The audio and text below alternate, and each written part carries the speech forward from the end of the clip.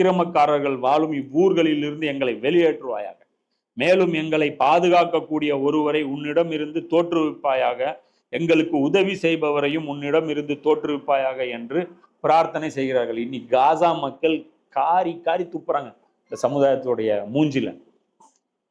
காசு எவ்வளவு தெரியுமா இருக்கு? இன்னைக்கு நம்மகிட்ட 55 நாடுகள் இருக்கு. பொருளாதாரம் மட்டும் கணக்கு போட்டேன்னு வச்சுக்கோ, அமெரிக்காவோட பெரிய காசு நம்ம தான் வச்சிருக்கோம். அமெரிக்கா, பிரிட்டன், பிரான்ஸ் இவங்களுக்கு எல்லார்ட்டையும் இருக்கிற காசை விட இவங்க கிட்ட காசு ஜாஸ்தி இருக்கு. இவங்க மட்டும் ரிசர்ச் டெவலப்மெண்ட்டுக்கு ஒரு டீம் ஒதுக்கி இராணுவத்தை பலப்படுத்தி அணு ஆயுதங்களை தயார் பண்ணி வச்சிருந்தா இஸ்ரேல் கை வைப்பானா? தனித்தனி நாடுகள்னு பிரிச்சு எவன் பிரிக்க சொன்னான்?